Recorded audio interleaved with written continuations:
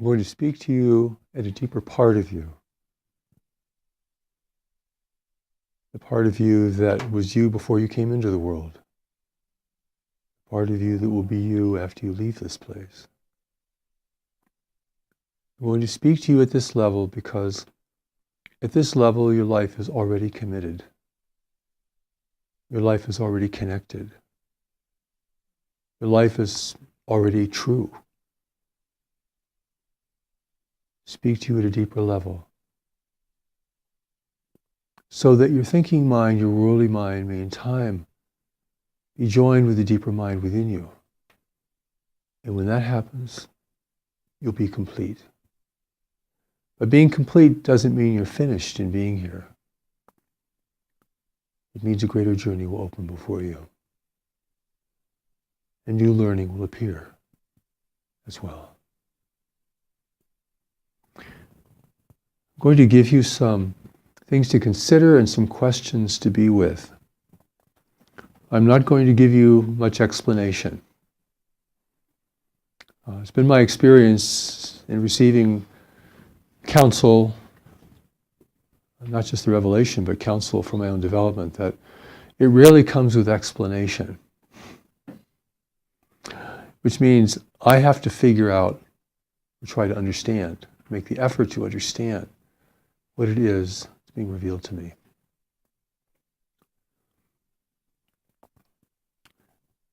Here you're not simply being led.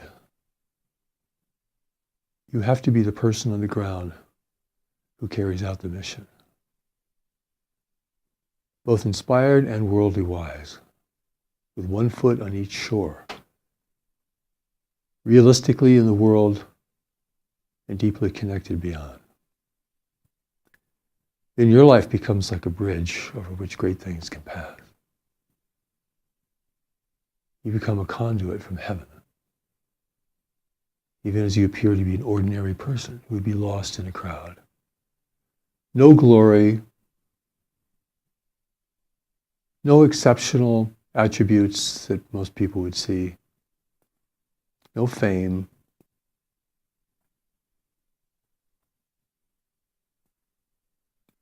But something unique and potent.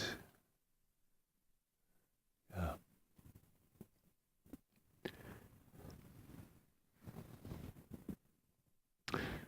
Knowledge is the deeper spiritual mind within you, the bigger part of you.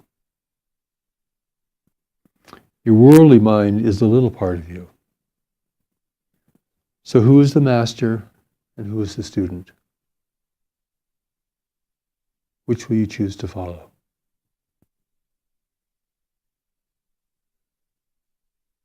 In this you only have two choices, really.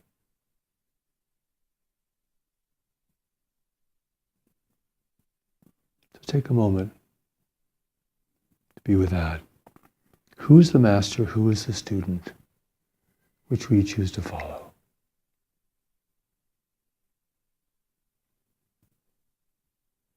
It's not a question you can answer for all time because every situation presents that question to you. Regarding this decision or this engagement or this activity, what do I choose to follow? Because knowledge arises with need. If you sort of need it, but you're not really sure, well, knowledge will wait for you. When you really need it, when you see the need, when you feel that without it you're only guessing, you're making big decisions, but you're only guessing, you can see the need. Which will you follow? Next, inner voices, deep feelings, signs, messages. Which one is true? How can you tell? There are many forces that can speak into your mind through ways you cannot see. Which is true? How can you tell?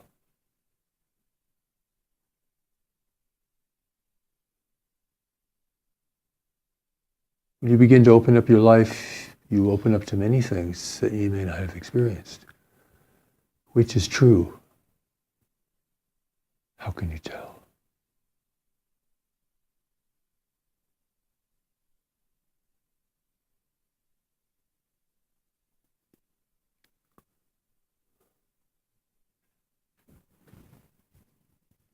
I used to be very curious about these things and felt that I really wanted to know.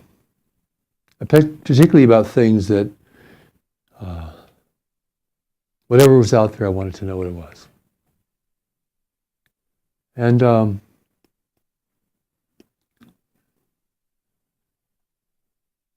few night journeys in the high mountains changed that for me. There are dark forces too.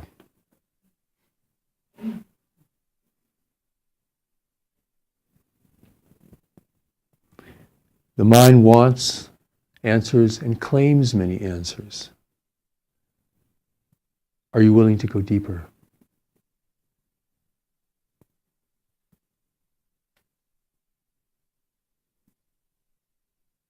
Patiently. Great truths never reveal themselves fully to you. Only in increments. And if you're willing to follow those increments and do your part, more is given to you.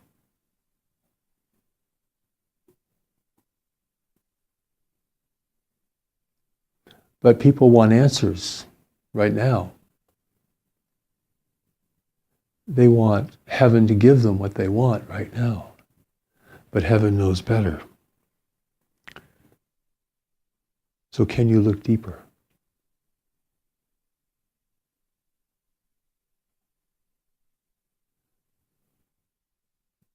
And what is reality? Well, I won't give you an ultimate definition because none exists. But I will give you a practical one which would be very useful to you. What is reality? Reality is everything that's happening beyond your thoughts and beliefs.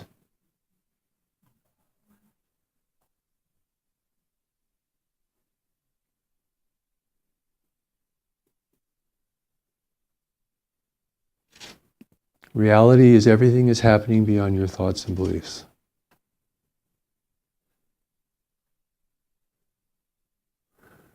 Can you experience reality? Are you free enough to do that? Can you escape your thoughts and beliefs, even momentarily, so you can witness reality?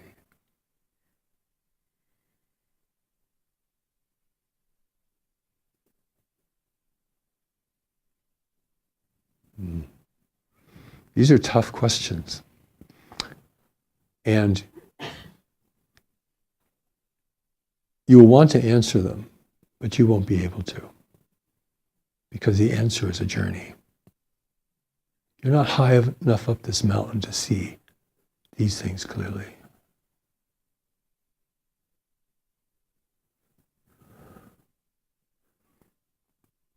Time is your great asset in life.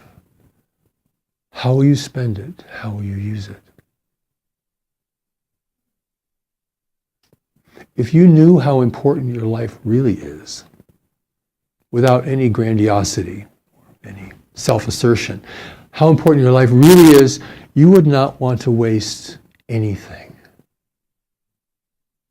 Oh, moments of frivolity? Of course. Lighthearted moments? Of course, but you would not want to waste anything.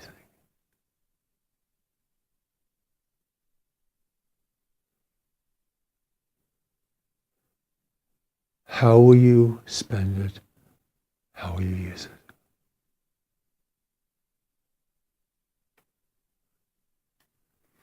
You're 20 now, before you know it, you're 30-something. You're 30 now, before you know it, you're 40-something. And then 50-something. And then 60-something.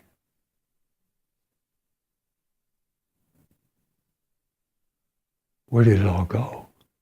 What was it all for? So time is an issue. It should be an issue. Be objective about your life and others. It's hard. Can you look at a person or a situation without coming to immediate conclusions? Suspend judgment and evaluation.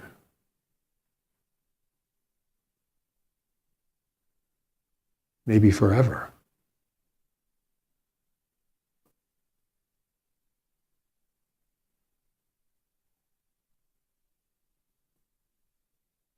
Can you suspend judgment and evaluation? People put an answer on top of every new thing that comes along.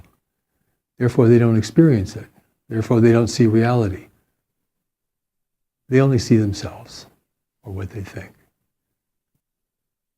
For them, life is about confirming what they think. So they don't see anything.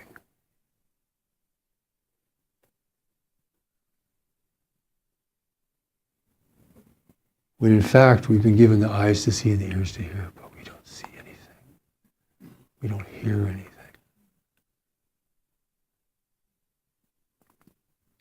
This is like the mind is like a prison, when in fact, it's supposed to be a vehicle of communication. It's like a prison house.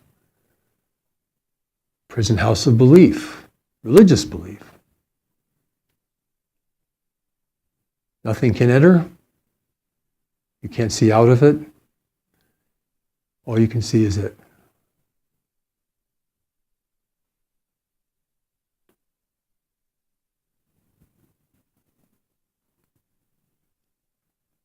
Everything you do is practice. Every repetitive thing you do is a form of practice and reinforcement. Practice does not make perfect, it makes permanent.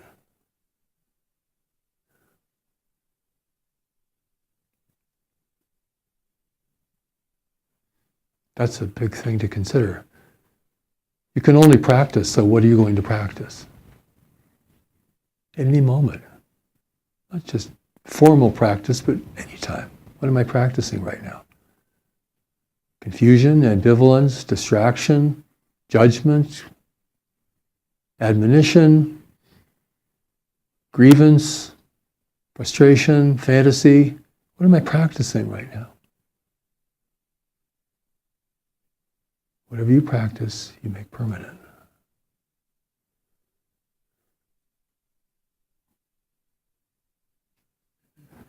This mind we have will enable you to see and communicate, or it will prevent you from seeing and communicating. How will you practice? What will you practice? There's more.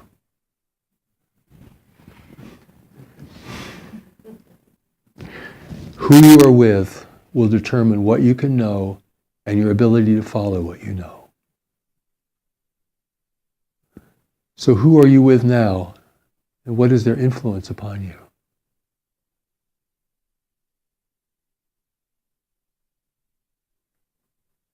There are no neutral influences.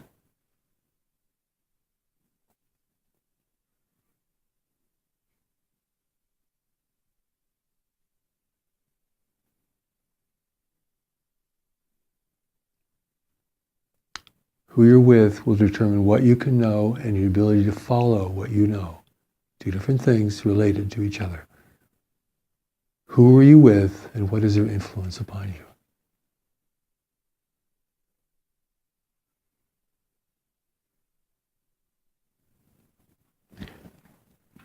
Happiness. Happiness is the result of things you do. It is not a goal. The goal of life is not happiness. Why? If the goal of your life is happiness, then that makes you subject to all forms of persuasion and seduction in the world.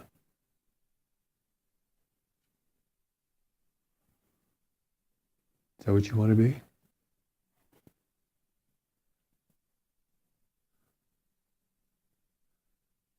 Happiness is a result of things you do. It is not a goal. I mean, you're trying to make separation work? People are working very hard at that, but it doesn't really work. And the sooner you find out that it doesn't work, the sooner you can begin to free yourself from it. A hopeless task, a meaningless pursuit. Lots of living, lots of experience, nothing realized, nothing known, very little done of any meaning or permanent consequence. A normal life. Yeah. The world has overtaken you. You don't have many original thoughts. You don't really think for yourself very much. You've been conditioned to think in certain ways, and the world has impacted you, and you've responded to it in certain ways, and people's influence over you, and that's much of what you experience. So the world has overtaken you. So how will you find yourself and bring yourself back? Reclaim your life, your mind, your emotions.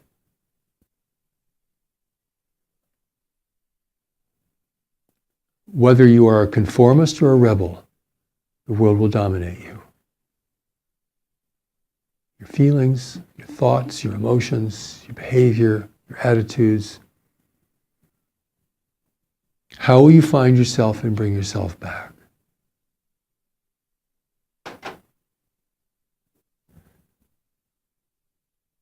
There's more.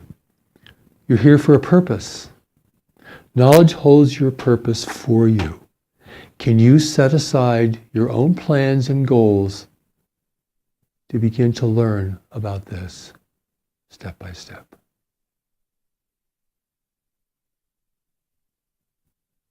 You are here for a purpose. Knowledge within you, this deeper mind, holds your purpose for you. Your intellect does not have it. Your intellect is way too unreliable, way too influenced, way too weak to hold something like this. It has to be something in you that's much stronger, much more consistent, and cannot be corrupted by the world. Can you set aside your goals and plans to learn of this, step by step?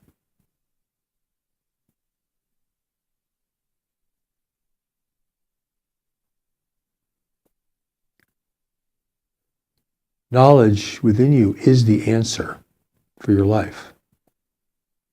Yet the calling is out in the world. Can you feel this calling so that the answer can come out of you?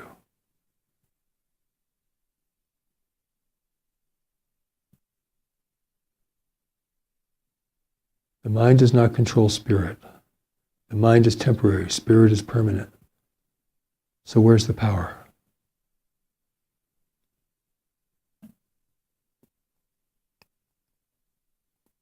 The answer lives within you, but the calling is out in the world. You have to come back to the world.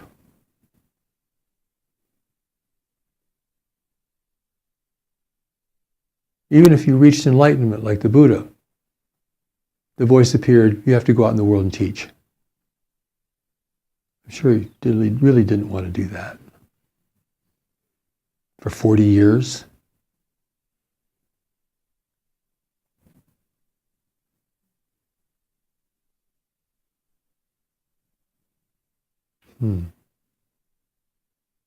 Your life is a precious opportunity to discover and express knowledge. So how do you regard yourself in light of this? How do you regard yourself in light of this? Are you worthy of this? Do you value this within yourself?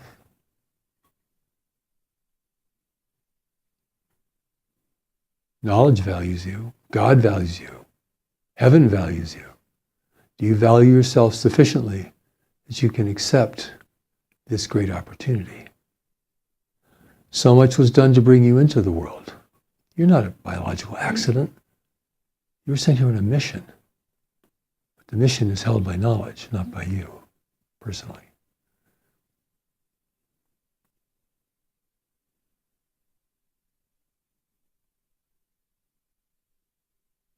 Well, you can sure tell people who are on a mission if their mission is real, pure, they just stand out from other people. They look the same, they dress the same, they talk the same, they drink the same coffee, they walk the same street, they have the same laughter, but just a big difference.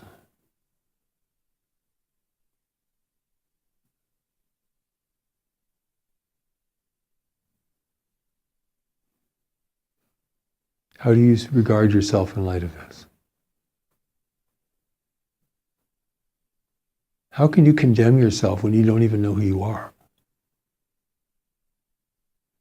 The new message asks this question, steps to knowledge. How can you judge or condemn yourself when you don't even know who you are? And if you're making lots of mistakes in life, well, of course, if you don't have knowledge to guide you, you're going to make a lot of mistakes in life. Your life's going to be haphazard. You're going to try this. You're going to bump into this, you're going to bump into that. You can say it's all higher purpose, you can say it's all perfect, but the truth is you're like a pinball in a pinball machine bouncing off of everything that activates you. So of course your life is full of mistakes and bad decisions and fruitless efforts and suffering and confusion and dismay and fantasy and glory and whatever. But how can you judge yourself when you don't even know who you are? Without knowledge, you can't know who you are. You're just a personality. You're a product of culture. I mean, you're still very important, because your personal mind is very important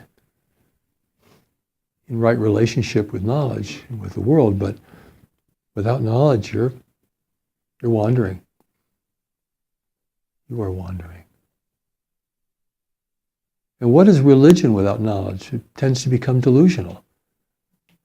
Hero worship and fantastic appraisals of the past and the future, and salvation, and belief, and admonition, and repression. And it loses its holiness and sanctity pretty quickly without the presence of grace, knowledge.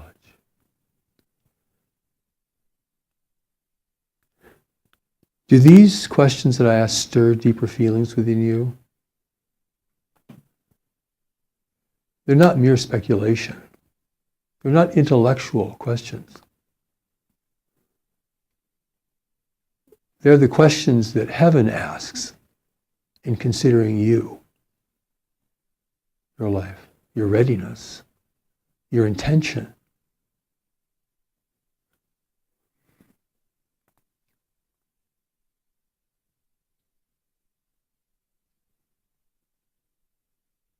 These are the kind of questions that you can bring to your own life.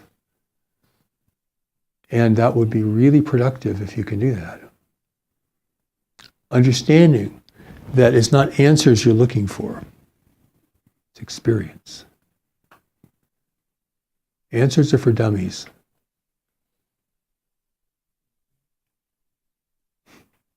Sorry. That's what Lao Tzu said 2,500 years ago. He said, answers are for dummies. The translated word was dummies. So,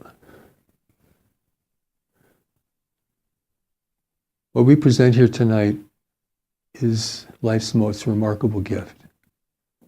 And you have the answer inside of you.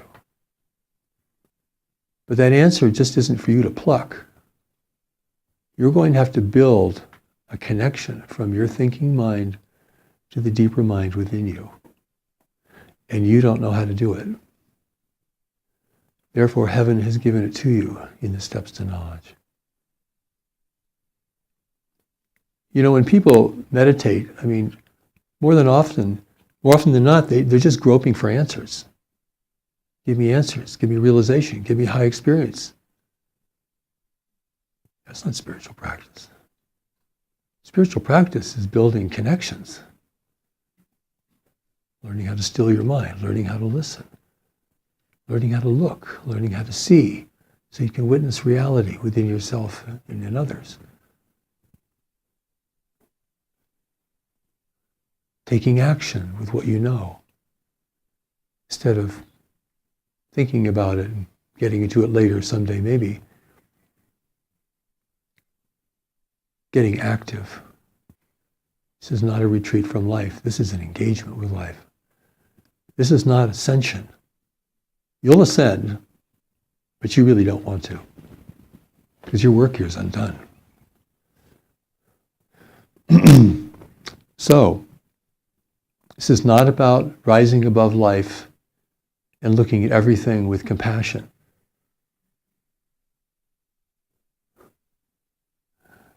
People who made the journey don't think like this.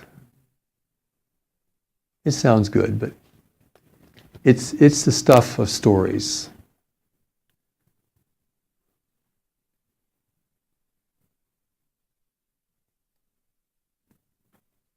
So how did these questions stir you? This is another question for you. I can't answer it. And I invite you to be with it. Because of what I'm giving you here tonight can begin to open some doors within you that probably haven't really been opened, or not very far.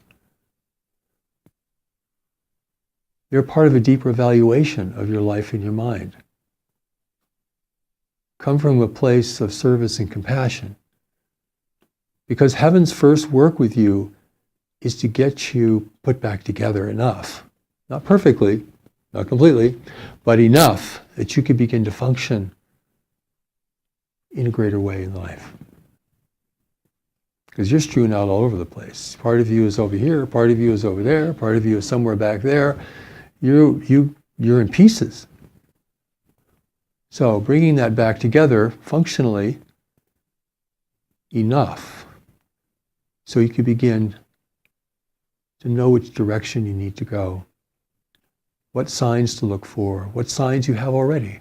People say, I know I need to do this. I should really do this.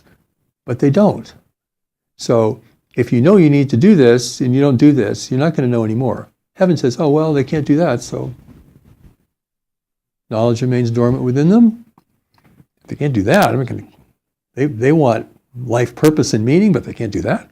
What? What are we looking at here? This person can't do this, but they want this. Now. Like as if you had a credit card and you could just get it. So, this is a journey, and you have to go into this journey with a deeper need. A real need, an honest evaluation of where you are, where you've been, what you've done, without condemnation. This condemnation is not wisdom. Condemnation is easy. Looking, seeing, and understanding is not so easy. You need to know where you've been to know where you are even today. But people don't want to know where they've been. They want to just keep forging ahead. I'm just going to keep going forward. I don't want to go back. I don't want to look back. I'm going to go forward. You got to go back. That's part of the deep evaluation. And it can be kind of painful, but you need to know where you've been because that's part of your wisdom training. If you want to know what to do in life, you have to know what not to do. The first part of wisdom training is what not to do. The first part of knowing who you are is knowing what you're not. See what I'm saying? This is a big evaluation, and this is why we're holding this vigil for you. So you can see yourself in a greater light and acknowledge those experiences you've had of yourself in this way. And to begin to honor the fact that your life is attempting to emerge, your real life. So each statement that I might make is followed by a question, because the question is the exploration you have to do, the action you have to do, the practice you have to do. You know, nobody ever got wise by accident. Okay. Getting wise means you don't make the same mistakes you made before and avoid making future ones that could wreck your life. That's good wisdom. Before you can create in this world, you got to survive here. So a lot of wisdom is about surviving here. So your life doesn't get damaged and destroyed. So all these things that I'm presenting to you tonight, the statements, the questions, everything we're presenting, requires a deeper honesty within you. It's not about what you want. It's not about what you don't want. It's about what's real and what's true. What you wanted has not made you happy. Really, not for very long. Maybe momentarily, but doesn't last. Doesn't reach deeply enough in you. So you don't want to invest greatly in things that yield so little. Right? Right? Right. Right. And invest in things that hold greater promise for you. And that can begin to prepare you for a new life experience and reality. These things are earned. They're not just realized. You know, realization can be important, but it's only the beginning. It's a seed. It may seem remarkable or confusing, but it's only the beginning. If you don't stay with it and refrain from trying to understand or define it or share it with your friends, which you should never do, by the way, at least not at the beginning. Well, should never do. Then the realization begins to unfurl. Like a seed begins to sprout. Something comes from it. It wasn't there at the beginning. But this takes patience, and you have to stay with it. Because 3 stages of the process of truly knowing something. One is the initial experience, which can be a realization or something that really strikes you, as you've been talking about tonight. And then you have to stay with it. Not for 5 minutes. You have to stay with it. The bigger the realization, the longer you have to stay with it.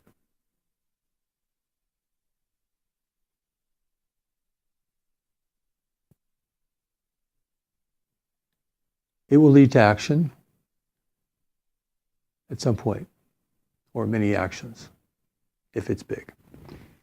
Now, knowledge in the moment is to step out of the way of the bus. So you need to get it, be with it, and move. Okay? And there's many life situations where that's very instantaneous, but we're talking about something of a greater magnitude now. Heaven needs to know that you're reliable and consistent, which are things that none of us really have at the beginning. We have to develop these things, right? We have to be more self-aware. We have to develop that. All these things have to be developed. This is spiritual practice, developing skills, building a connection to knowledge, building the things that we will need to be able to be a vehicle for knowledge in this world. Skills, abilities, awareness, understanding mistakes. Your past is great for that. Other people are great for that. Don't condemn them, learn from them. They'll save you time. They'll show you every possible error that you could make, and you'll see it. You don't have to go through it. They're doing it for you. You can benefit from them, even though they're suffering. And you can feel compassion for them.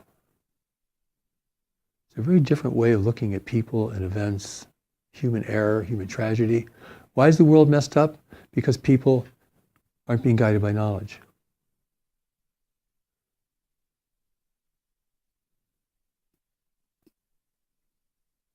Fundamentally.